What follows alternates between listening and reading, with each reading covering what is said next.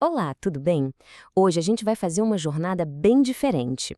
Vamos seguir o rastro de algo que fazemos o tempo todo sem nem pensar, um simples clique do mouse. E nesse caminho, a gente vai acabar desvendando um universo super complexo e incrivelmente rápido que vive aí, dentro do computador. Pois é, parece uma pergunta boba, né? Mas a resposta é uma orquestra fantástica de componentes trabalhando numa sintonia perfeita e, olha, numa velocidade que a gente mal consegue imaginar. Então, bora mergulhar nisso. Bom, tudo começa com um pulso elétrico.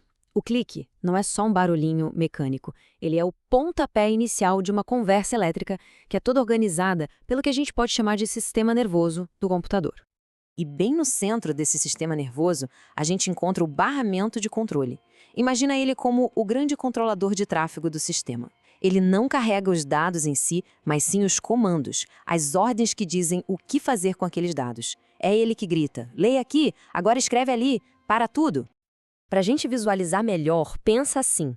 Sem o barramento de controle, o computador seria uma cidade sem nenhum semáforo. Um caos total, com dados batendo um no outro o tempo todo. É ele que põe ordem na casa, garantindo que tudo flua no ritmo e no tempo certinho. E aqui vem o pulo do gato. O clique que a gente dá envia um comando muito específico, um sinal de interrupção. É, basicamente um pedido de atenção VIP. Ele diz para a CPU: "Ô, para tudo o que você está fazendo aí. Tem uma coisa urgente para resolver." E aí a bola passa para o cérebro da máquina. Beleza. O processador recebeu o chamado. A missão dele agora é encontrar os dados e as instruções certas para saber o que fazer com esse clique. E essa busca, meus amigos, acontece numa hierarquia de velocidade que é simplesmente impressionante. A CPU não perde tempo. Ela sempre vai procurar no lugar mais perto e mais rápido primeiro. Começa nos registradores, que ficam, tipo, dentro da sala dela. Não achou? Vai para o cache L1, depois L2, L3 e só, mas só em último caso mesmo, ela vai buscar lá longe na memória RAM. É essa busca super veloz que dá a sensação de que o computador responde na hora. A diferença entre achar algo no cache e ter que ir até a RAM é a diferença entre um sistema que voa e um que se arrasta. E olha, essa hierarquia toda é uma questão de estratégia, sabe? O L1 é como a sua mesa de trabalho, pequena, mas tudo que você precisa está ali, na mão. O L2 seria a gaveta da mesa, um pouco maior, um pouco mais lenta. E o L3, um armário grande na sala que todo mundo usa. Tudo isso para evitar a viagem longa até a biblioteca, que no caso seria a memória RAM. E sabe o que é curioso?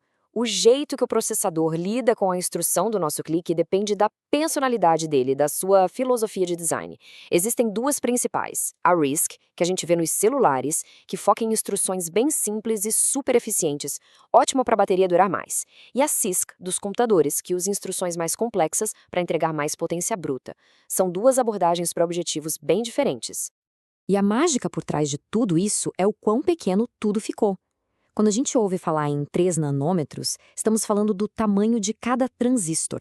E um transistor é basicamente um interruptor de luz minúsculo.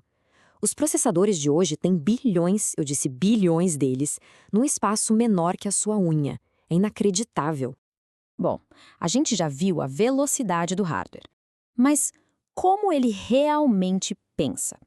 Como é que esses bilhões de interruptores nesse liga e desliga frenético se transformam em lógica, em computação de verdade? A resposta vem lá do século XIX de um matemático chamado George Boole. Ele teve a sacada de criar um sistema lógico onde qualquer coisa podia ser resumida em verdadeiro ou falso, um ou zero. E essa ideia, a álgebra booleana, se encaixou como uma luva na natureza física dos circuitos eletrônicos. É por isso que o binário não é só uma opção, é a língua materna da máquina. Cada zero ou um corresponde fisicamente a um transistor desligado ou ligado. É a ponte perfeita entre a matemática e a realidade da eletricidade. Tá, mas se a máquina só entende 0 e 1, de onde saiu esse tal de EB que a gente vê por aí? É que para nós, humanos, ler uma fileira gigante de zeros e uns é quase impossível e a chance de errar é enorme. O hexadecimal é uma forma brilhante de encurtar o binário. Cada caractere hexa representa um bloquinho de 4 dígitos binários. É tipo um resumo, um atalho para os programadores. Ok, o processador achou o que precisava e já sabe o que fazer. Mas de onde vieram esses dados? E isso nos leva para uma parte essencial, a diferença entre a memória de curto prazo e a de longo prazo do computador. A palavra-chave aqui é volatilidade. A memória RAM é a área de trabalho volátil.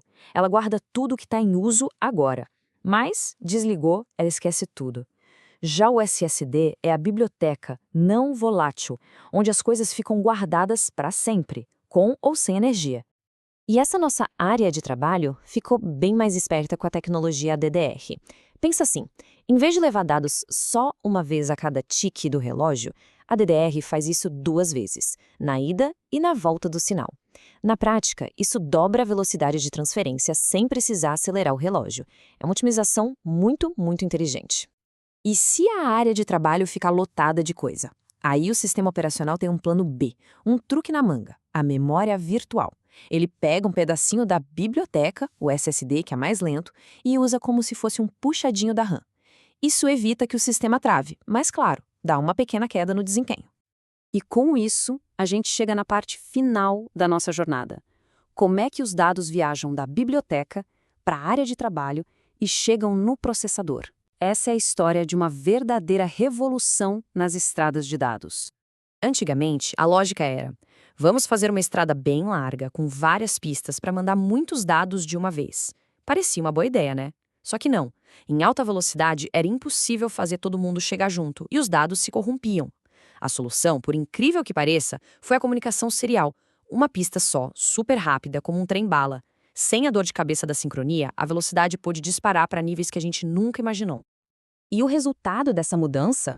Olha, é uma diferença absurda. Os SSDs NVMe de hoje, que usam essa superestrada serial chamada PCIe para falar direto com o processador, dão um salto de performance gigantesco. É a diferença entre esperar vários segundos para um programa abrir e ver ele pular na tela quase na mesma hora. E assim a gente completa essa viagem. De um pulso elétrico, passamos por uma caça ao tesouro por dados, pela lógica de zeros e uns e por superestradas de comunicação. Tudo isso numa fração de segundo. Fica então a reflexão. Se um ato tão simples esconde toda essa complexidade, qual é o potencial que se abre a cada nova linha de código que a gente escreve? A resposta? Bom, ela está em cada novo programa, cada nova ideia que ganha vida através dessa base fantástica.